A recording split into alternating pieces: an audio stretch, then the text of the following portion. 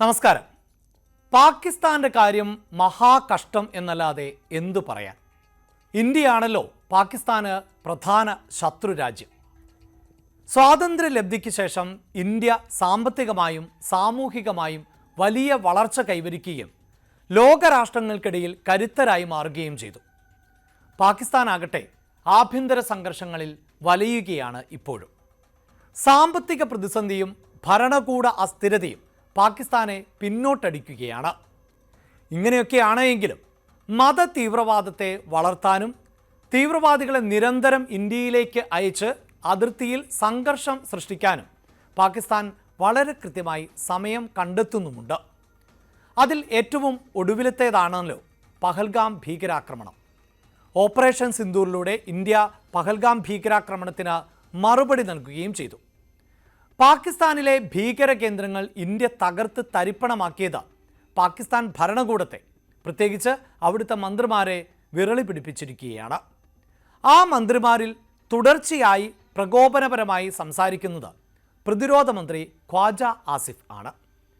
Operation സിന്ദൂറിൻ്റെ സമയത്ത് പരസ്പര വിരുദ്ധമായ പ്രസ്താവനകൾ നടത്തിയിരുന്നു ഖ്വാജ ആസിഫ്. ഇപ്പോഴിതാ വീണ്ടും ഇന്ത്യക്കെതിരെ വിവാദ പ്രസ്താവനയുമായി രംഗത്ത് വന്നിരിക്കുകയാണ് അദ്ദേഹം. അഫ്ഗാൻ അതിർത്തിയിൽ താലിബാനുമായുള്ള സംഘർഷം തുടരുന്ന സാഹചര്യത്തിൽ ഇന്ത്യയുമായി യുദ്ധത്തിന് തയ്യാറാണ് എന്നാണ് മന്ത്രി ഖ്വാജ ആസിഫിൻ്റെ പരാമർശം. ഇന്ത്യൻ അതിർത്തിയിൽ സംഘർഷം രൂക്ഷമാകാനുള്ള സാധ്യതയെക്കുറിച്ച് ഒരു ടെലിവിഷൻ അഭിമുഖത്തിൽ ചോദിച്ചപ്പോഴാണ് ആസിഫ് ഇങ്ങനെ പ്രതികരിച്ചത്. അതിർത്തിയിൽ ഇന്ത്യ വൃത്തികെട്ട കളികൾ കളിക്കാൻ ശ്രമിക്കുമോ എന്നായിരുന്നു ചോദ്യം.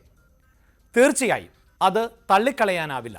അതിന് വലിയ സാധ്യതകൾ ഉണ്ട് എന്നായിരുന്നു ആസിഫ് ഈ ചോദ്യത്തിന് മറുപടി നൽകിയത്. പ്രതിരോധിക്കുന്നതിനു വേണ്ടിയുള്ള തന്ത്രങ്ങൾ ഇതിനകം രൂപപ്പെടുത്തിയിട്ടുണ്ട് എന്നും ആസിഫ് കൂട്ടിച്ചേർത്തു. തന്ത്രങ്ങൾ എല്ലാം തയ്യാറാണ്. എന്നാൽ തനിക്ക് ഇങ്ങനെ ഒരു വേദിയിൽ പരസ്യമായി ഇക്കാര്യങ്ങളൊക്കെ വിശദീകരിക്കാനാകില്ല. ഏത് സാഹചര്യത്തെയും നേരിടാൻ രാജ്യം ഒരുക്കമാണ്. പാകിസ്ഥാനിൽ അനധികൃതമായി താമസിക്കുന്ന അഫ്ഗാനിസ്ഥാനികൾക്ക് എതിരെ സർക്കാർ നടപടികൾ ആരംഭിച്ചു കഴിഞ്ഞു. അഫ്ഗാനികൾ തിരികെ പോകണം. പാകിസ്ഥാനിൽ താമസിക്കുന്ന അഫ്ഗാനികൾ ഭീകരവാദമല്ലാതെ മറ്റൊന്നും പാകിസ്ഥാന് നൽകിയിട്ടില്ല എന്നും ആസിഫ് അഭിമുഖത്തിൽ വ്യക്തമാക്കി. വെടിനിർത്തൽ നിലനിൽക്കുമോ എന്ന് തനിക്ക് സംശയമുണ്ട്. കാരണം താലിബാന്റെ തീരുമാനങ്ങൾക്ക് പിന്നിൽ ഇന്ത്യയാണ്. ഇന്ത്യക്ക് വേണ്ടി അഫ്ഗാനിസ്ഥാൻ നിഴൽ യുദ്ധം നടത്തുകയാണ്. അഫ്ഗാൻ വിദേശകാര്യമന്ത്രി അമീർ ഖാൻ മുത്തഖി ഒരാഴ്ച നീണ്ട ഇന്ത്യ സന്ദർശനത്തിന് ശേഷം തിരിച്ചെത്തിയിട്ടുണ്ട്. എന്തു പദ്ധതിയാണ് അദ്ദേഹം കൊണ്ടുവന്നിട്ടുള്ളത് എന്ന് കണ്ടറിയണം എന്നുമാണ് ആസിഫ് പറഞ്ഞത്. പാകിസ്ഥാൻ ഇത്തരം ആരോപണങ്ങൾ ഉന്നയിക്കുന്നതിൽ പുതുമയൊന്നുമില്ല. ബലൂചിസ്ഥാനിൽ പാക് സൈന്യത്തെ ലക്ഷ്യമിട്ട് നടക്കുന്ന ആക്രമണങ്ങളിൽ ഇന്ത്യക്ക് പങ്കുണ്ട് എന്നാരോപിച്ച് പാക് സൈനിക മേധാവി ജനറൽ അസീം മുനീർ നേരത്തെ രംഗത്ത് വന്നിരുന്നു. പാക് സൈനിക ഇൻ്റലിജൻസിൻ്റെ ഭാഗമായ ഡെത്ത് സ്ക്വാഡിൽപ്പെട്ട 3 പേരായിരുന്നു ബലൂചിസ്ഥാനിൽ കൊല്ലപ്പെട്ടത്. ഇതിൻ്റെ ഉത്തരവാദിത്വം ബലൂച്ച് ലിബറേഷൻ ആർമി ഏറ്റെടുത്തിരുന്നു. ഇത് ചൂണ്ടിക്കാട്ടി പാകിസ്ഥാനെതിരെ ഇന്ത്യ നിഴൽ യുദ്ധം ശക്തിപ്പെടുത്തിയിരിക്കുകയാണ് എന്നായിരുന്നു അന്ന് അസീം മുനീർ ആരോപിച്ചത്. കാലങ്ങളായി നടക്കുന്ന ബലൂചിസ്ഥാനിലെ പ്രശ്നങ്ങൾക്ക് പിന്നിൽ ഇന്ത്യയുടെ ഇടപെടൽ ഉണ്ട് എന്നും കഴിഞ്ഞ മാർച്ചിൽ നടന്ന ജാഫർ എക്സ്പ്രസ് ട്രെയിൻ ആക്രമണത്തിന് പിന്നിൽ ഇന്ത്യൻ ചാരസംഘടനയായ റോയ്ക്ക് പങ്കുണ്ട് എന്നും പാകിസ്ഥാൻ ആരോപിച്ചിരുന്നു. ബലൂചിസ്ഥാനിലെ വിഘടനവാദികളെ ഇന്ത്യയുടെ പണിയാളുകൾ എന്നായിരുന്നു അസീം മുനീർ വിശേഷിപ്പിച്ചത്. ഇത്തരം വിമർശനങ്ങൾക്ക് പിന്നാലെയാണ് ഇന്ത്യക്കെതിരെ ആരോപണവുമായി ഇപ്പോൾ ഖ്വാജ ആസിഫ് രംഗത്തെത്തിയിട്ടുള്ളത്.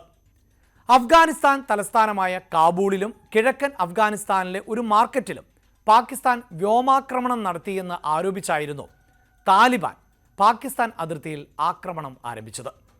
100 കണക്കിന് പാകിസ്ഥാൻ സൈനികരെ കൊലപ്പെടുത്തിയ TTPക്ക് താലിബാൻ അഭയം നൽകുന്നുവെന്നാണ് പാകിസ്ഥാൻ്റെ ആരോപണം.